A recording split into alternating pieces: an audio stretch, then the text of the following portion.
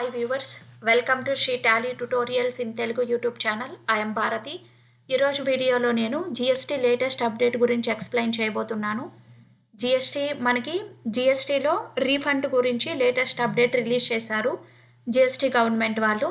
So refund గురించి latest notification ఏమొచ్చింది, దాంట్లో ఏమేమి చేంజ్ జరిగాయో క్లియర్గా ఎక్స్ప్లెయిన్ చేస్తున్నాను ఫ్రెండ్స్. సో మనకి టీడీఎస్ ఆన్లైన్ కోర్సెస్ అనేవి న్యూ బ్యాచ్ మండే నుంచి స్టార్ట్ అవుతుందండి, ఫిబ్రవరి 21 నుంచి. ఎవరైనా జాయిన్ అవ్వాలనుకుంటే ఇక్కడ ఇచ్చిన నెంబర్కి కాల్ చేసి డీటెయిల్స్ తీసుకొని మీరు కోర్సులో జాయిన్ అవ్వచ్చు. నెక్స్ట్ అదేవిధంగా మీకు ఎవ్రీ మంత్ మనకి టీడీఎస్, జిఎస్టీ, టాలీ బ్యాచెస్ అనేవి 2 బ్యాచెస్ ఉంటాయి ఫర్ మంత్కి. మీరు ఎవరైనా జాయిన్ అవ్వాలి అనుకుంటే సో మీరు డీటెయిల్స్ తీసుకొని జాయిన్ అవ్వచ్చు. అదేవిధంగా Tally prime, Tally ERP9, TDS, GST, so మీకు ట్యాక్సెస్ కానీ ఎక్సెల్ కానీ ఇవన్నీ పీడిఎఫ్ నోట్సెస్ ఉంటాయి. Plus offline pen drive videos, Google drive links కూడా అవైలబిలిటీలో ఉన్నాయి. ఆఫ్లైన్ కోర్సెస్ మీరు వాటిని పర్చేస్ చేసుకొని కోర్స్ అనేది నేర్చుకోవచ్చు. సో ఎవరికైనా కావాల్స్తే ఈ నెంబర్కి కాల్ చేయండి. కొత్త వ్యూవర్స్ ఎవరైనా ఉంటే ఛానల్ని సబ్స్క్రైబ్ చేయండి, లైక్ చేయండి, షేర్ చేయండి ఫ్రెండ్స్. మరిన్ని లేటెస్ట్ అప్డేట్ కోసం మర్చిపోకుండా ఛానల్ని సబ్స్క్రైబ్ చేసుకోండి. సో ప్రీవియస్ వీడియోలో మనం ఆల్రెడీ జిఎస్టీ రీఫండ్ అంటే ఏంటి, రీఫండ్ మీరు తెచ్చుకోవాలంటే రీఫండ్ అప్లికేషన్ జిఎస్టీ పోర్టల్లో ఎలా పెట్టుకోవాలో నేను ఒక వీడియో రెగ్యులర్గా ఫాలో అయ్యే వాళ్ళకి తెలిసి ఉంటుంది, చూసింటారు.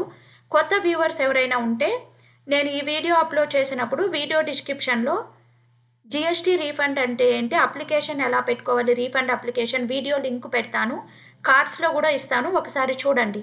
చూసిన తర్వాత రీఫండ్ ఏంటో తెలియకపోతే ఆ వీడియో చూసి ఈ వీడియో చూడండి. సో మనకి జిఎస్టీ రీఫండ్ గురించి లేటెస్ట్ అప్డేట్ ఏమొచ్చింది, ఏమేమి చేంజెస్ చేశారో చూద్దాం. రీఫండ్ అంటే మనం గూడ్స్ పర్చేస్ చేసినప్పుడు సప్లయర్కి ట్యాక్స్ కడతాము. సో దాన్ని మనం ఐటీసీ అంటాము.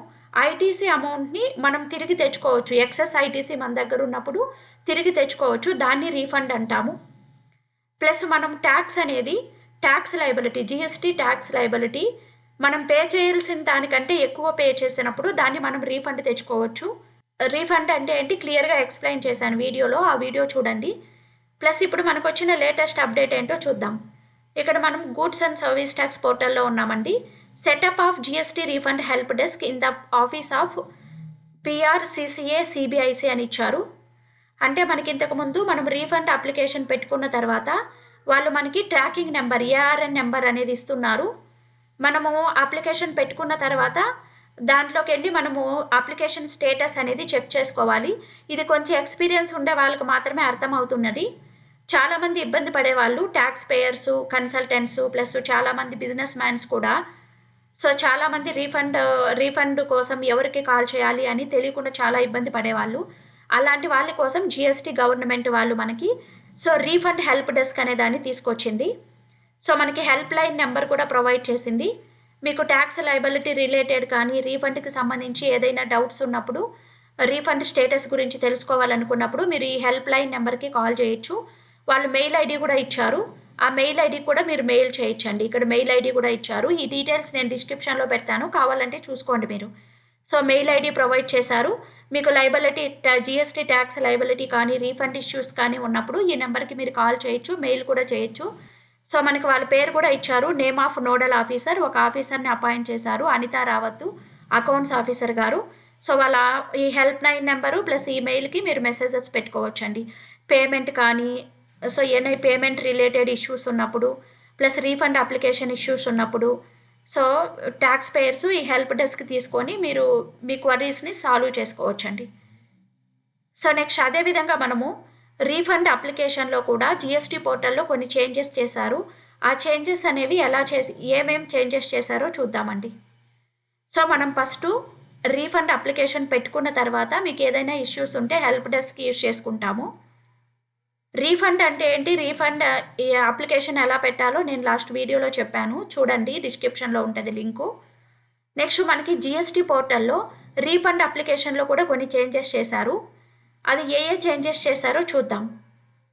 జిఎస్టీ పోర్టల్ లాగిన్ అయిన తర్వాత సర్వీసెస్కి వెళ్ళాలి. సర్వీసెస్లో ఇక్కడ మీరు ఇక్కడ చూసారంటే రీఫండ్స్ అని ఉంటుంది. ఇక్కడ మీరు న్యూ అప్లికేషన్ పెట్టుకోవాలంటే కూడా అప్లికేషన్ ఫర్ రీఫండ్ ఉంటుంది. మీరు అప్లికేషన్ స్టేటస్ చెక్ చేసుకోవాలి అనుకున్నప్పుడు ఇక్కడ చూడండి ట్రాక్ అప్లికేషన్ స్టేటస్ క్లిక్ చేయండి. సో మనం ట్రాక్ అప్లికేషన్ స్టేటస్ క్లిక్ చేసిన వెంటనే ఇలాగొస్తుంది. ఇక్కడ మాడ్యూల్ అడుగుతుంది, అంటే రీఫండ్ అప్లికేషన్ పెట్టాలా రిజిస్టర్ అని. రీఫండ్స్ తీసుకోండి.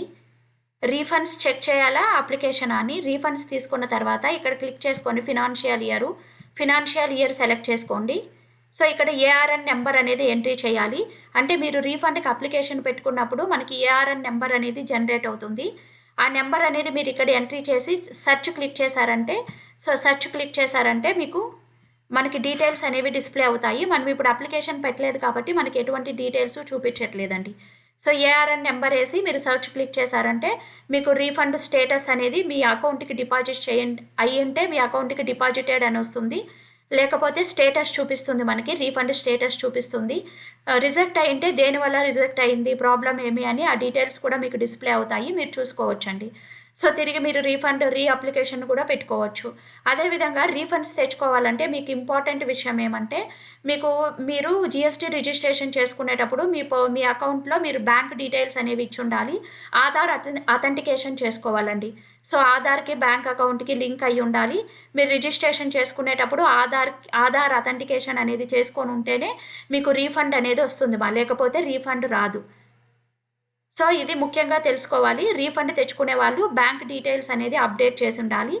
ప్లస్ ఆధార్ అథెంటికేషన్ చేయించుకొని ఉంటే రీఫండ్ వస్తుందండి.